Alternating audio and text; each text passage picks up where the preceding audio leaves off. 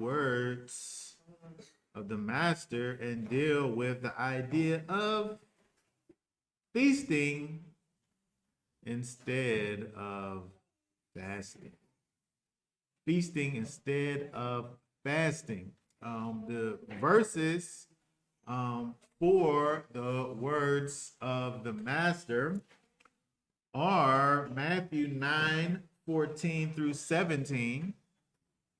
Matthew 9:14 through 17. Mark chapter 2:18 through 22. And Luke 5, verse 33 through 39. You said what Mark was? Mark is chapter 2, verse 18 through 22. And then we'll just go ahead and read through these. They're just a few verses here each. Let's go back to Matthew. Let's read through Matthew. And again, we'll take note to what is said, situation that's there, and how we're able to kind of link these three accounts together. Think about the differences, if there are any, and what it is we're able to learn from all of this. So let's look at Matthew 9 with Matthew 9, verse 14 down through 17. Okay, a question about fasting. Matthew 9:14. Then the top ones of Yohanan came to him, saying, why do we and the Pharisees fast often, but your top ones do not fast? And Yeshua said to them, are the friends of the bridegroom able to mourn as long as the bridegroom is with them? But the day shall come when the bridegroom is taken away from them, and then they shall fast. And no one puts a piece of an unshrunk cloth on an old garment, for the patch pulls away from the garment, and the tear is made worse. Neither do they put new wine into old wineskins, or else the wineskins burst, and the wine is spilled, and the wineskins are ruined. But they put new wine into fresh wineskins, and both are preserved. Okay, very good. So let's look over at let's go to Mark. Actually, let's go to Luke. Mark's pretty much identical. Let's go to Luke and read Luke. And we'll go on from there. Luke chapter 5, 33 through 39. Luke chapter 5, verse 33 through 39. And they said to him, why do the top ones of Yohanan fast often and make prayers, and likewise those of the Pharisees, but yours eat and drink?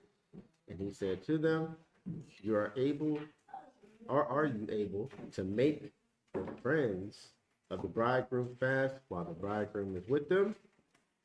But day shall come when the bridegroom is taken away from them, then shall they fast in those days. And he spoke also a parable to them.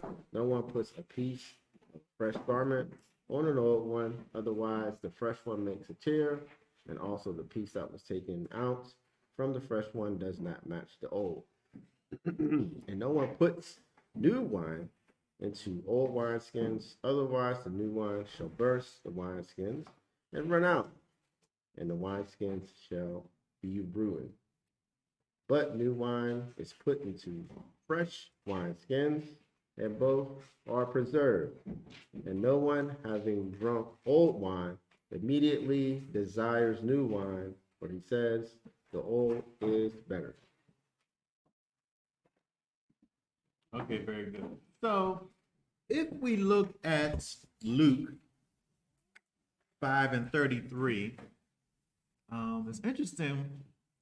It's interesting when we look at these accounts, how sometimes when we look at Luke, it's like he has all of the details involved in his account. But this time,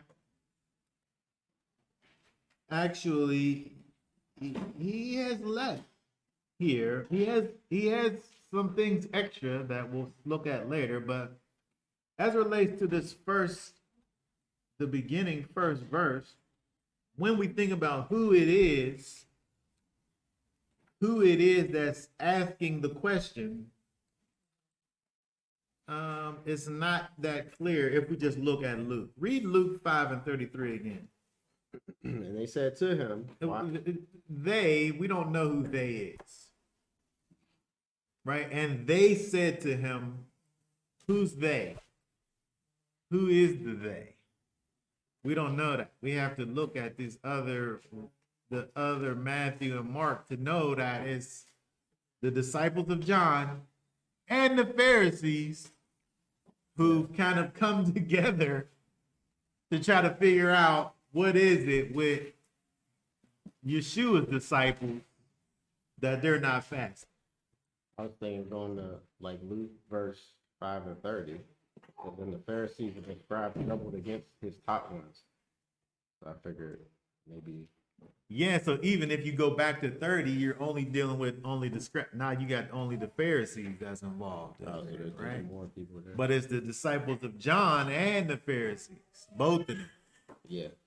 Because, when we look at the other, I guess if you look at, if you go to Matthew real quick to 9:14. Oh, matter of fact, go to Mark. We didn't even read Mark. Go to Mark 2:18.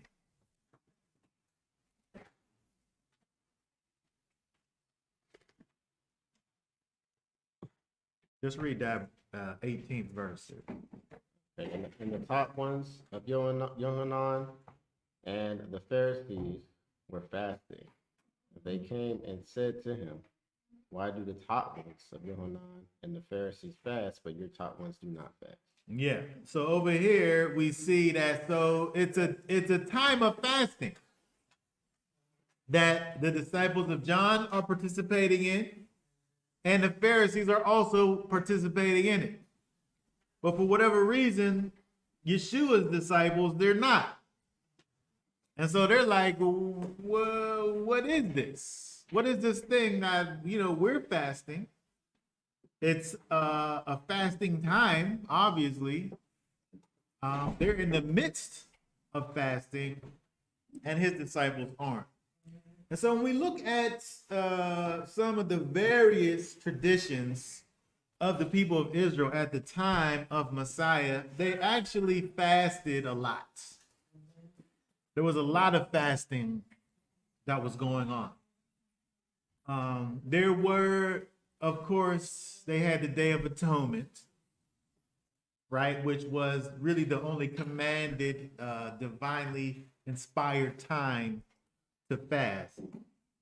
But outside of that, there was a handful of annual fast days that were kept, which were primarily memorials of tragic events that happened to the people of Israel, and or prominent figures in history that were being memorialized. And beyond that, so there's basically four basic fasting times that everybody who in Israel would fast at this particular time.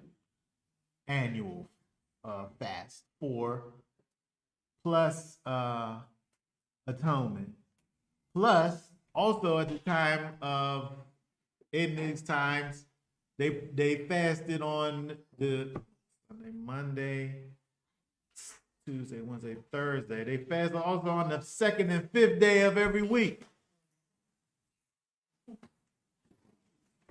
There was like partial fast days, 2 days out of the week for half of the year.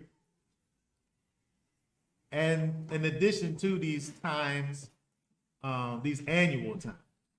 And so Alfred Edersheim, who has the book The Temple, Its Ministry and Service, which, by the way, is free if you have Eastward. It's a free download. Talks about some of these fasts in one of his chapters here of this book, where he says that the fast of the 4th month took place on the 17th day of the 4th month in memory of the taking of Jerusalem by Nebuchadnezzar and the interruption of the daily sacrifice. To this tradition adds that it was also the anniversary of the making of the golden calf and of Moses breaking the tables of the law.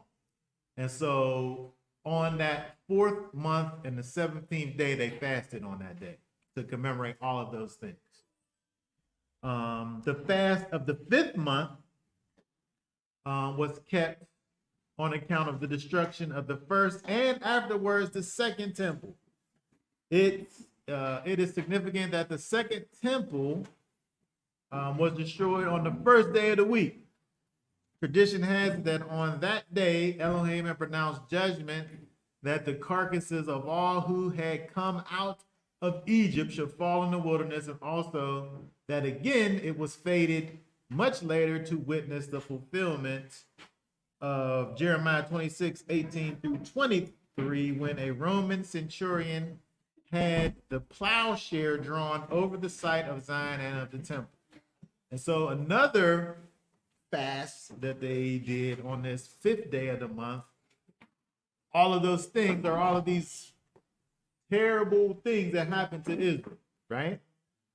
The fast of the 7th month, on the 2nd day of the 7th month, it was a tradition to be the memory of the slaughter of Gedaliah and his associates, that is talked about in Jeremiah 41:1, and the fast of the 10th month when the siege of Jerusalem by Nebuchadnezzar was commenced. And so again, they had, and these were fasts that they did every year. All were things that commemorated these things, these terrible bad things that happened to Israel. Now, if we go to Zechariah, turn over to Zechariah chapter 7. Zechariah chapter 7. And we're talking about all of these fasts that Israel was doing at the time of Messiah. The disciples of John was fasting. The Pharisees was fasting. It was because it was fasting time. But Yeshua's disciples wasn't fasting. If we look at Zechariah chapter 7, start reading at verse verse 3. So speaking to the priests who belong to the house of Yahweh of hosts, and to the prophets, saying, should I weep in the 5th moon and fast as I have done for so many years? Then the word of Yahweh of hosts came to me, saying, speak also to the people in the land and to the priests, saying, when you fasted and lamented in the 5th and 7th months, all of these 70 years, do you truly fast for me? And when you ate and when you drank, was it not for those eating and for those drinking? Are these not the words which Yahweh proclaimed through the former prophets when Jerusalem and the cities around it were inhabited, and in safety, and the south and the low country were inhabited? And the word of Yahweh came to Zechariah, saying, thus said Yahweh of hosts, execute true right ruling, show loving commitment and compassion, everyone to his brother. Do not oppress the widow or the fatherless, the stranger or the poor, and do not plot evil in your hearts against one another. But they refused to listen, and they shrugged their shoulders and stopped their ears from hearing. And they made their hearts like flint against hearing the Torah and the words which Yahweh of hosts had sent by his spirit through the former prophets. Therefore, great wrath came from Yahweh of hosts, and it came to be as he called, and they did not hear. So let them call, but I shall not hear, said Yahweh of hosts. And I scattered them with the storm wind among all the nations which they had not known, and the land was laid waste behind them, no one passing through or returning, for they made the pleasant land a waste. Okay, very good. So, all that, and to add to that, when we think about what it said in Matthew 9:15, which was part of what we read, Matthew 9:15, when Yeshua said, "Are the friends of the bridegroom able to mourn as long as the bridegroom is with them?" So there's a connection with mourning with the fasting. And so when we think about what we see over in Zechariah, there's all of these fasts that are associated with judgment that came on the people from disobedience. So what was Israel memorializing? Was they memorializing the disobedience that they had, and then they got a spanking for being disobedient, and then they were sad about it? You know, I just want to say, I don't feel sorry for these kids whenever they mope and are sad about judgment that they get. I don't feel bad about it. You could have escaped the judgment by being good. And then you wouldn't be in the situation that you get yourself in. And so we have all these fasts that these people was doing, which was all memorializing judgment that came on them from being disobedient to the Most High. And then they want to come to Yeshua and say, how come you ain't fast? His disciples, how come y'all ain't fasting? The people that were fasting were memorializing times of judgment when they were experiencing separation from the Most High.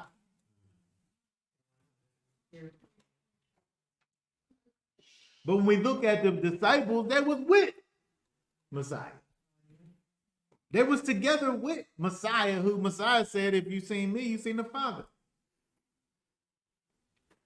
When you fast, they're lamenting and trying to draw close to the Father.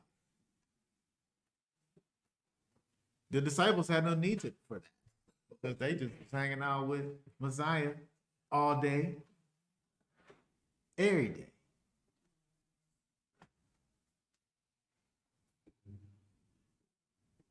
And so when we look at Yeshua and what he says as a response to all of this, go back to Luke chapter 5, 34 and 35. Luke chapter 5, 34 and 35. Yeshua's response.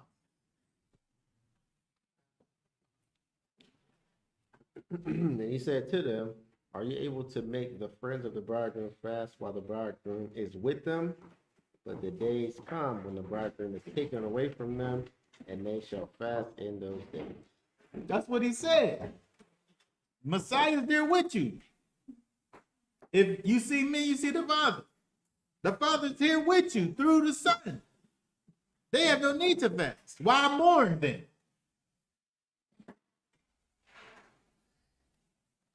Why experience life without your friend when he's right there with you?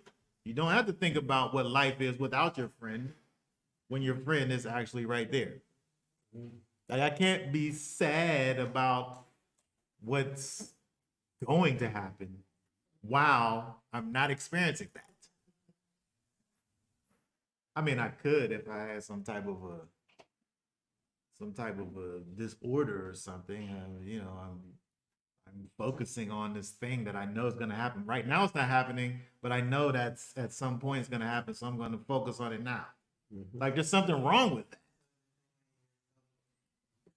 They had the ability to experience Messiah right now. Yeah, you fast to get closer to the Most High, but his son's right there. Right there. What you need to fast for? They didn't need Right, to. I don't need to fast to get close. He's standing next to me. Spirit's here, right here. Yeah. What I need to fast for? And so when you think about the fact that the disciples were experiencing something that we are able to experience now through the power of the Ruach HaKodesh, but for them, Yeshua was right there, and he was able to impart onto his disciples the spirit of the Most High. Where they end up, we don't see that now, in the point where we're at looking here now, but he sends them out and they go out with power. Just because of the proximity that they are with Messiah. And so Messiah later talks about the fact that he has to go away so that when he's away, he's able to send back the Ruach HaKodesh so that the Spirit can be with us and lead us and guide us the way that he led and guided his disciples while he was here.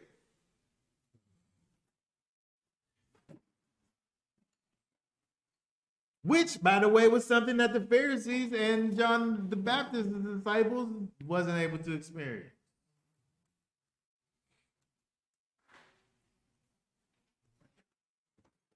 And so now, when we think about all of that, now my question is, how do these last two parables, the clothes and the patch thing, and the wine and the wineskin thing, how does that relate to the fasting thing?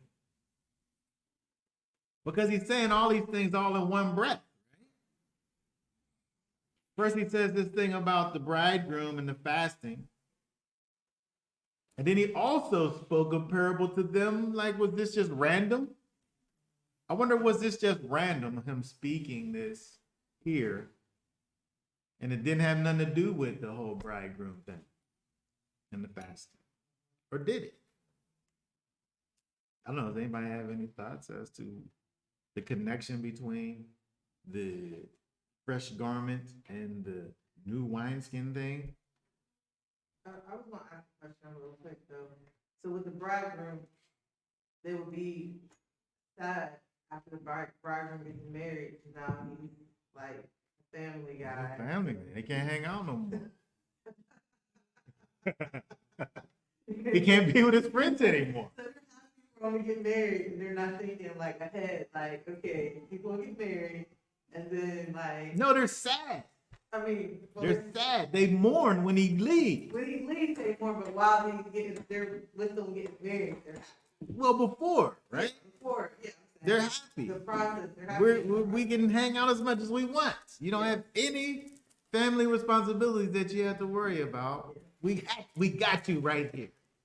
But then Once he's gone and becomes a family man, now they're never gonna see. they're like, never see you anymore. But So that's when they're more. So it's the idea of the relationship and the separation, right? If they're not experiencing the separation, there's no need to mourn. And so, like I said, the one version in Matthew, he literally equates the fasting with mourning.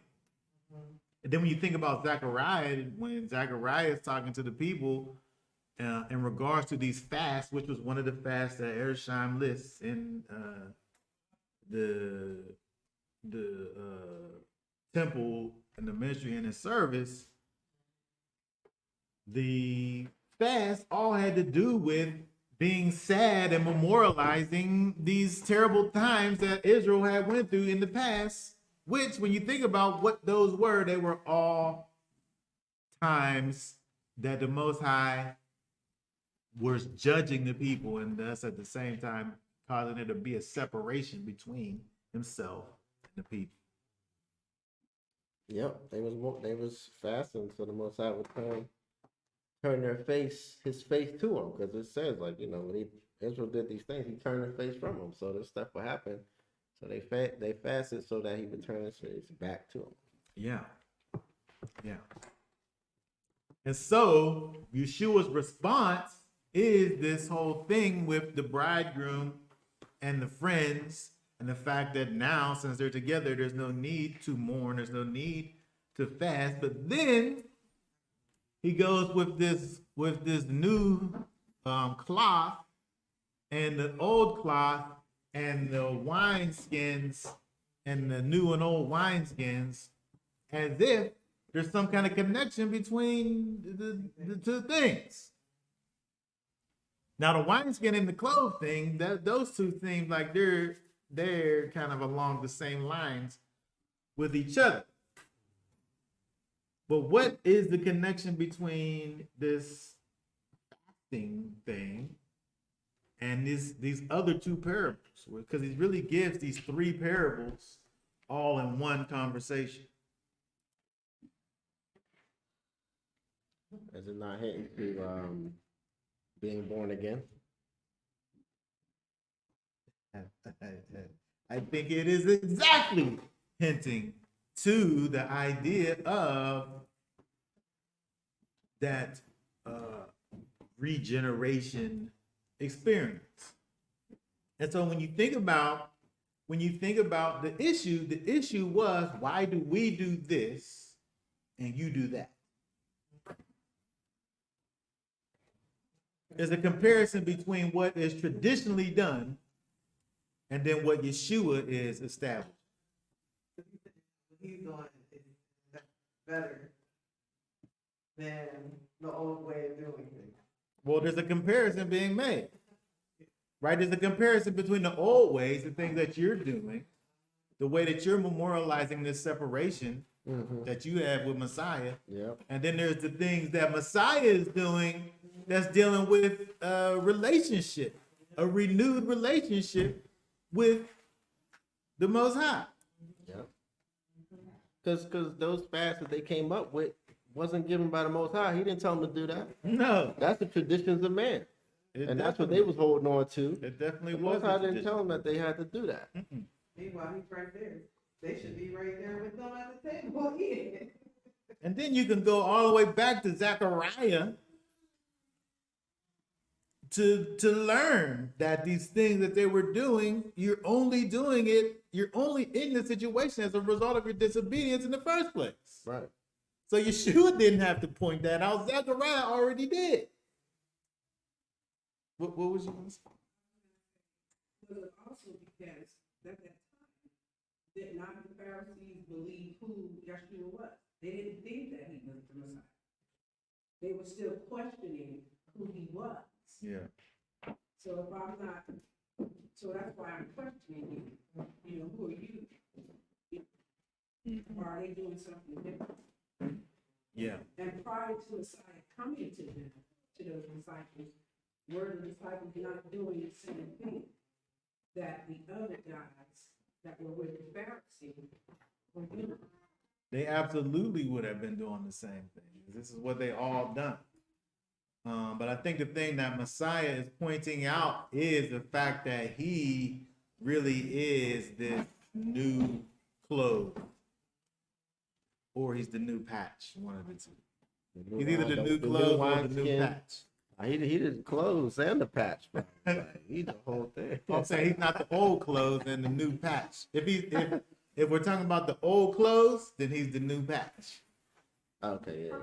Or he's the new patch that don't want the old patch on it.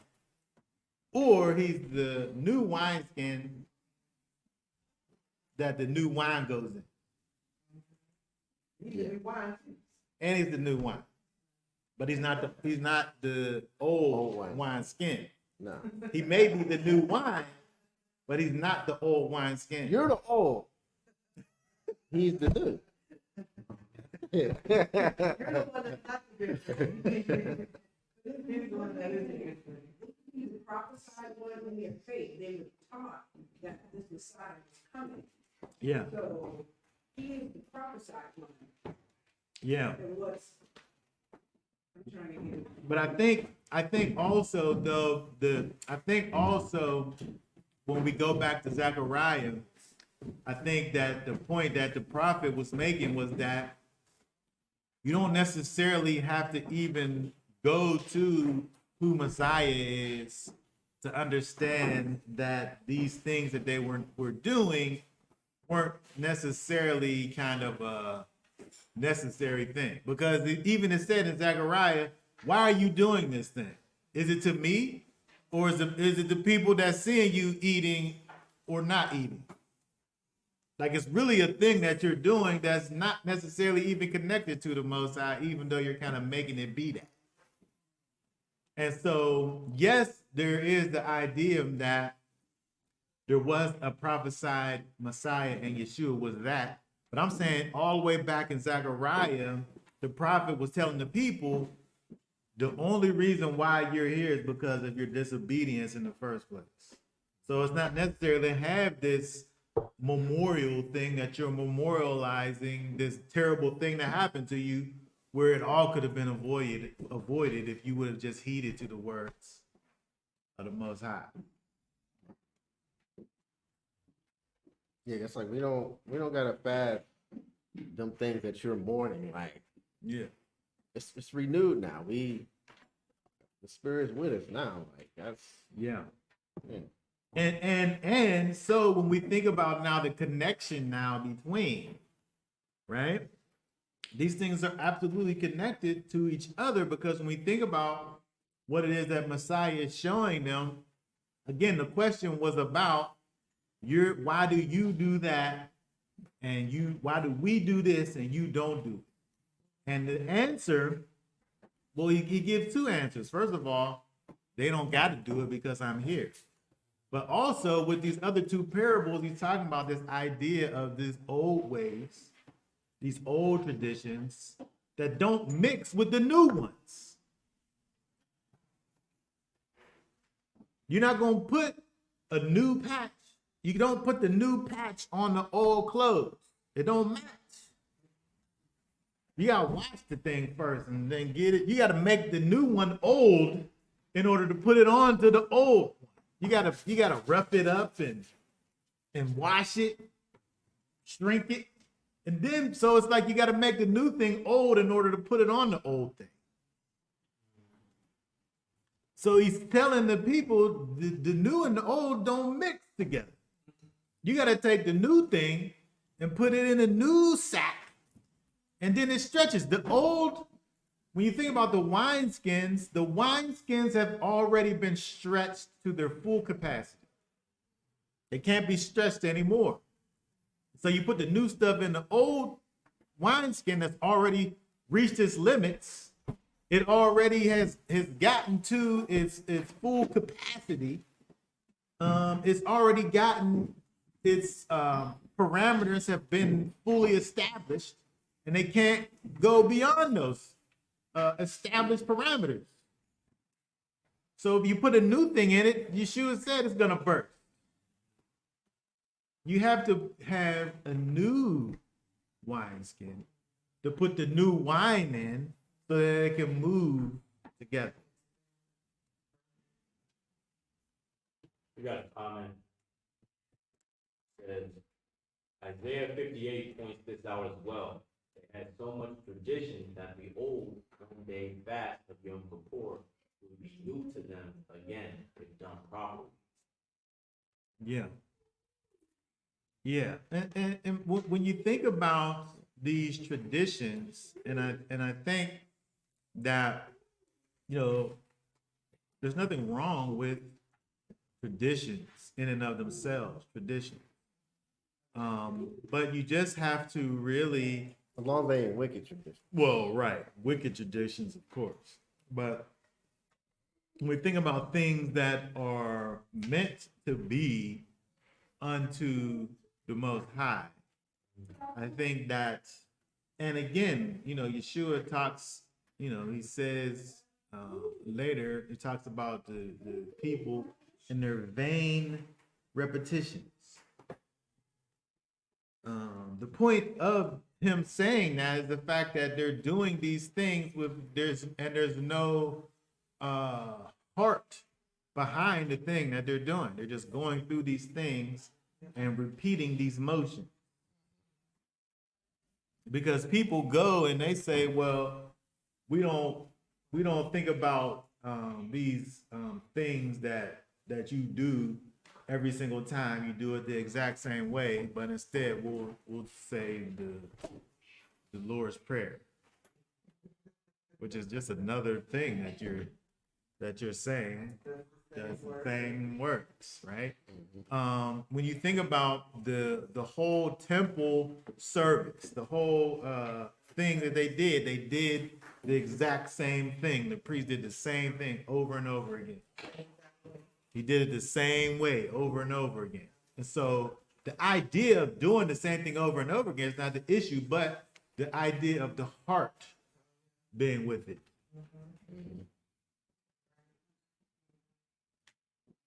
And so when we think about Luke 5, read Luke 5 and 36 again. It says, and he also spoke a parable to them. No one puts a piece of a fresh garment on an old one. Otherwise, the fresh one makes tear, and the piece that was taken from the fresh one does not match the old. And so the old garment, it seems, is kind of what the primary thing is over here. This old garment. And it's the thing that has the potential of being altered or destroyed, this old garment, if you put the new thing on it. The new thing doesn't itself, the new thing being added doesn't diminish the new thing. When you add the new cloth to the old thing, it don't hurt the new thing. It hurts the old thing because it don't match. It don't match with the old.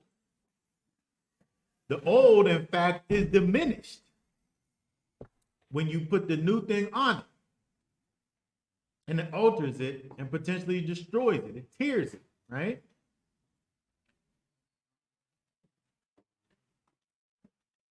That's in the parable, the garment, right? Just think about 37 and 38. Read 37 and 38 again. And no one puts new wine into old wineskins, otherwise the new wine shall burst the wineskins and run out, and the wineskins shall be ruined.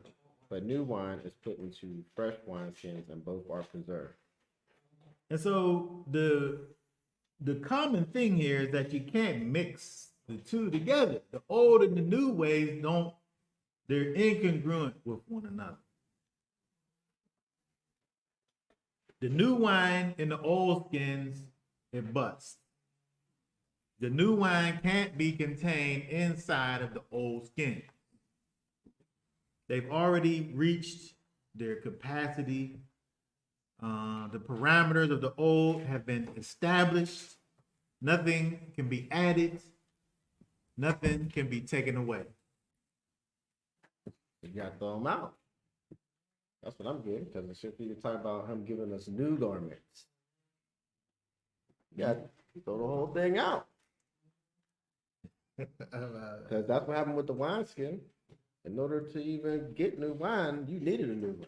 The new wine, the old wineskins, you can't use it. You gotta throw it out. So the same with that garment. And he giving us the new garment though. Yeah. You don't gotta worry about the old wine. No. You got the garment and the wine. He provides the whole thing. That's what keeping them traditional fast was trying to patch up them old garments. That's what they was trying to do. They was already, there's nothing that could be done with those things. Instead of throwing them out, that's what he came to do. So when you think about the Pharisees and John's disciples, you know, these were the things that they was used to do. They didn't have anything else. That's what they was used to. And inside of those things, there wasn't any room for expansion or change or evolution inside of the realms of those things. That's why they was looking at the disciples and saying, like, what are y'all doing? Like, how come y'all not, why y'all feasting and we're fasting. It's fasting time. And so when we think about these parables, as you said, they're hinting towards these covenants, the old covenant and the new covenant. It's hinting towards these things. And a distinction that is made between the two. When we look at the new covenant, the word in the Old Testament, and like say, for instance, if you look at Jeremiah 31 and 31, where it says new covenant, the Hebrew word is Hadash, which literally means new or fresh or a new thing. The scriptures version likes to say renewed. But if you think about something that's renewed, it's something that's reused. If it's renewed, it's refurbished. It's like new, but it's not necessarily new. It's old. It just kind of washed it up a little. But what's that got to do with what Messiah said over here? With what he was bringing to the situation. He was bringing to the situation a new thing. It was still a wineskin, but it wasn't the same one. It was a new one. It was an unstretched one.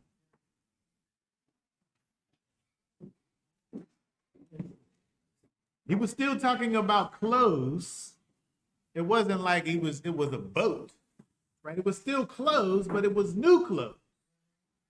It was new wineskin, right? So there's a similarity with the two, but it definitely was a new situation. And I think that, we look at particularly the scriptures version, there's a reason for the idea of, trying to make it be renewed, because people want to do away with a standard of holiness. And so when we understand that the law is written on our hearts and not tables of stone, we're still dealing with the laws and the character of the Most High. But at the same time, it's new. Because we're in exile. And there is no temple. There is no priesthood. Are we guilty? Are we guilty of sin because we don't have our sacrifices to bring to the Most High through a system that we're not able to fulfill? No. No, a resounding no. That's going to be a hard no.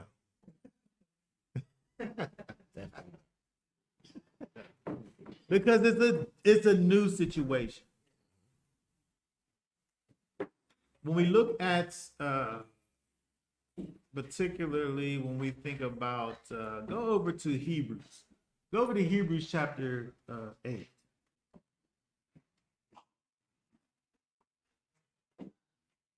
Hebrews chapter 8, 1 through 5.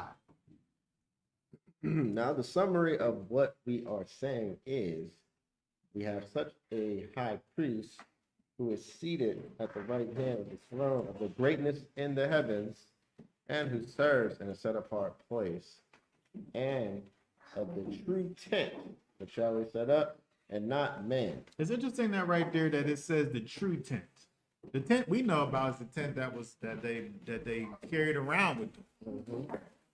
And when we think about it from our perspective, that's the tent. That's it. But over here in Hebrews, it talks about the true tent that wasn't built by hands, which the Most High set up in the heaven. Okay, keep going. It says, for every high priest is appointed to offer both gifts and slaughters. So it was also necessary for this one to have somewhat to offer. For if indeed he were in earth, he would not be a priest. There are priests who offer the gifts according to the Torah, who serve a copy and a shadow of the heavenly, as Moshe was warned when he was about to make the tent. For he said, see that you make all according to the pattern shown you on the mountain. The real thing is in the heavenlies. Right. The real thing is in the heavenlies. The thing that they built in the earth was a picture. It was a copy. It was a shadow of the real thing. It was something that was done for us to think about the way we think about the red heifer and the water that's sprinkled. And we say that that typifies Messiah. Think about the goats on atonement. And we say that those things typify Messiah. And so you got all of these different things, which are different things that are giving you different aspects, all of those aspects we can find in Messiah. And so there's no one thing that we're able to look at and say that, oh, that is what Messiah, that thing embodies Messiah, because it's not enough. You got to have the priest who embodies them and all of the sacrifices that he's bringing that also, like you need all of those things to make up all of what he is. There's no one thing that you're able to look at and say, oh, that's an exact representation of what Messiah is. It needs like the whole Torah in order to kind of exemplify what he is. But it's just that it's a copy, it's a shadow of what he is in his singular being. One of the most awesome things is that the thing that is copied from came first. Heavenly The heavenlies came first. came first. And even though, according to our experience, the Levitical priest came first, the heavenly, We don't know nothing about this Melchizedekian thing. Melchizedek said, Meanwhile, that's the blueprint. yes. The thing that is the mysterious thing that we find out outside of the priesthood is the blueprint. We find out about the blueprint second. And the thing that mimics it, we know about first. When we look over here, if we're dealing with Yeshua, he couldn't have even been a physical priest because he don't fit the criteria. But meanwhile, he is the criteria. They can't be what he is actually. But we think about it in reverse because we're in this representation, this life that we're in carnality. Child, if you don't behave yourself.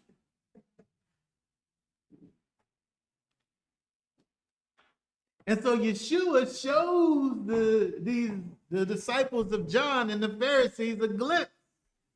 You're doing these things that you're doing, and the disciples over here, they're moving into a realm that you don't know anything about. Yep. That's coming. There's a way that's coming that now is that they're moving into that you don't even know about. Yeah, because verse 2, the true tent. The It's truth always is, set up, not man, because everybody looking what man set up. yes. Everybody, what did man do throughout history? Holding on to that.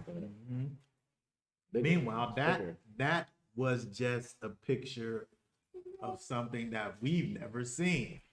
Nobody's seen. Moses seen it, and he made from a earthly perspective a physical representation of the thing that he saw in the heavens.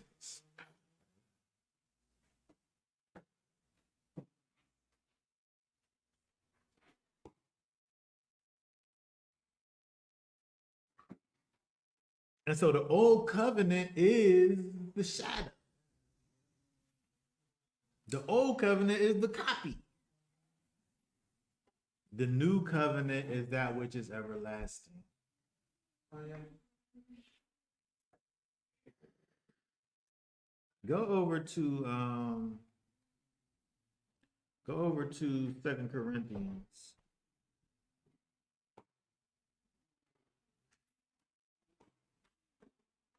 The old covenant is the copy and the new is. Say that again. You said the old covenant is the copy. The new covenant is everlasting. The old covenant is the copy and the shadow. The new covenant is everlasting.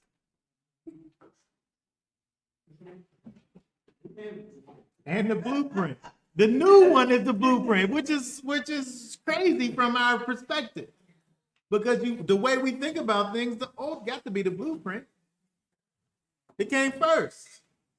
But it didn't come first. The new came first. We just found out about the new second. Mhm. So would it be new because of the Ruach HaKodesh? What you mean? Yeah. He was baptized by John. Uh-huh. The Spirit, and he is the Ruach. So in the old covenant, we didn't have the Ruach HaKodesh. Right. Exactly. So because we didn't have it, now we have the Ruach HaKodesh with the Messiah. That's the new. That's the new. It's interesting when we look at the old covenant. And when we look at the old covenant, it helps us understand that we need the new covenant. Because we got this thing, we have a way that we're supposed to live our lives, the thing's spelled out for us precisely. But because of the weakness of our flesh, we're unable to do it. So it helps us to understand that we need the Spirit inside of us to actually lead and guide us so that we're able to walk in His ways. So when we look at the old covenant and the experience that we had with us trying to walk out the old covenant, we failed. It said, He made this covenant with your fathers, which they broke because of the flesh. And so because of that, He's going to make this new covenant. But when we think about it in the fullness of time, the new one came first before the foundation of the earth it came. All before the foundation of the earth, he was created for this time. And so when we think about what it is that Messiah is showing, Messiah's always teaching the new covenant. But He's doing it in such a way that you really got to think about what He's saying and doing in order to actually see what He's doing. And so when He's dealing over here with these people over here and they're talking to Him about why are we doing this and you ain't doing it, the answer is because He's dealing with something that they don't know about.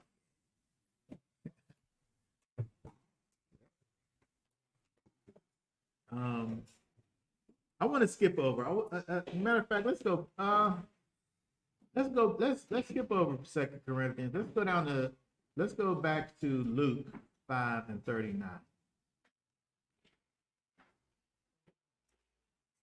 We're going to end with this. Go to Luke 5:39. And no one having drunk old wine immediately desires new wine, for he says the old is better. This part's left out of the other things. This little section right here. When you drunk the old wine, you don't immediately desire the new wine. You think the old one's better. Mhm. But that's kind of what the experience was with the disciples of John and with the Pharisees. What they had was that we got the normal thing. We're doing the thing right. What you guys are doing, this new thing, I don't immediately desire that thing that you're doing. In fact, why are you doing it? They want this old thing because this is what they're accustomed to. Yeah. But the whole thing, if we go back to what we was even talking about with Avram and the call of the disciples from Messiah. This whole life is about leaving what it is that you're accustomed to into this other thing that's unknown, that you don't know anything about. Yep.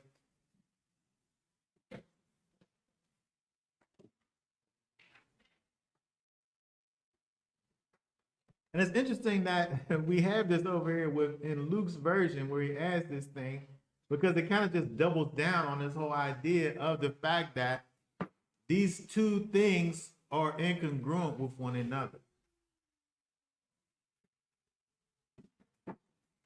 Because of the fact that read Romans 7 and 6. Romans 7 verse 6. Romans 7 and 6. But now we have been released from the Torah, having died to what we were held by, so that we should serve in newness of spirit and not in oldness of letter. A newness of the spirit. And so when we think about the letter of the law causes us, when we do the letter of the law, it causes us to behave in such a way that the result is a particular thing. And we talk about this when we think about the least commandment. This whole thing about, saving the bird and the egg. When you work this particular commandment, when you work the letter of the law of this particular commandment, it causes you to manifest loving kindness. And so when we think about what the spirit inside of you does, it causes you to, when we talk about the fruits of the spirit, it causes you to manifest particular character traits. And so we're not talking about necessarily the letter of the law, that we're doing the letter of the law in order for us to reach a particular end.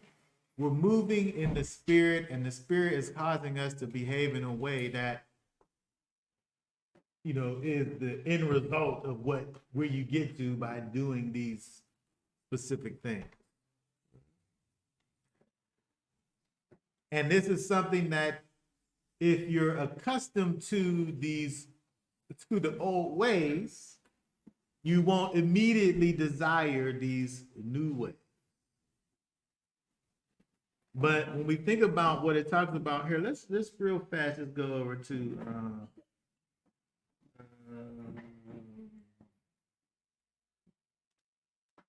2 Corinthians 3 and 14 through 18.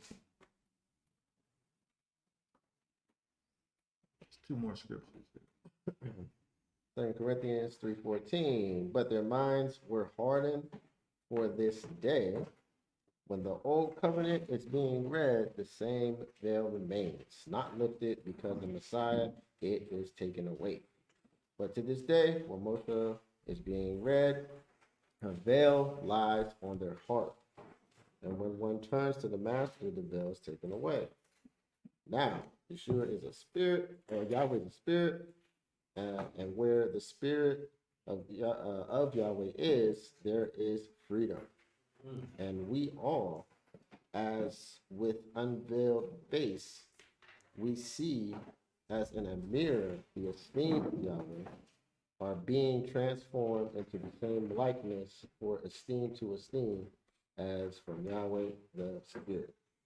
Outside of the Ruach HaKodesh, our view of the Torah is incomplete. Outside of the lens of the Ruach HaKodesh, we're not able to even see the Torah properly. we need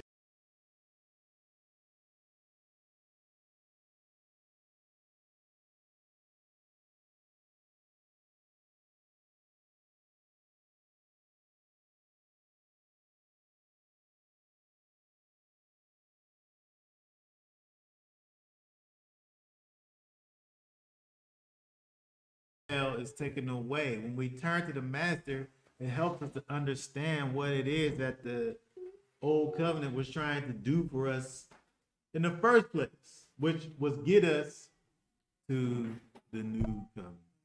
Paul talks about the fact that the Torah was a schoolmaster. It only led us to Messiah. It only showed us that we needed Messiah in the first place. And so we always needed to get to Messiah. And so it's interesting kind of closing down when we think about the fact that Messiah, when he's talking to his disciples, when he's talking to the disciples of John and the Pharisees, and he's showing them and talking to them in code as he did, pointing them in the direction of understanding something that was not necessarily in their immediate grip, something that was afar off, but wasn't at the same time, because of course it's Messiah, it's him. He is the prize here. And so when we think about the lesson that Messiah is teaching over here, you know, we're able to understand the fact that we can't achieve what it is that the Most High even wants for us to achieve outside of him. Because all we are is the old clothes and the old wineskin, which have already reached their limit. They can't go. What they was made for, they can't do anything else outside of it. You need the thing that Messiah provides for us, which is the new wineskin and the wine that goes in it. When we think about I just want to close with Romans chapter 6, verse 3. Romans chapter 6, verse 3. Says, or through 7. Or do you not know that as many of us as were immersed into Messiah Yeshua were immersed into his death? We were therefore buried with him through immersion into death. That is, Messiah, who raised from the dead by the esteem of the Father, so also we shall walk in newness of life. For if we have come to be grown together in the likeness of his death, we shall also of the resurrection, knowing this, that our old man was impaled with him, so that the body of sin might be rendered powerless to serve sin no longer. For he who has died has been made right from sin. Yes. I'm sorry. And so we have to die. We can't try to bring our old self into this new situation. The old self got to die. We have to die and identify with the death of Messiah. He died for us. We die for him unto life. There's nothing else to be done with that old body that we die, that we allowed to die. And we only now walk now in this newness of life, in the likeness of his resurrection, so that we're able to grow and expand, just like that wineskin that we talked about in the parable. Okay, does anybody have any last questions, comments before we go ahead? Done.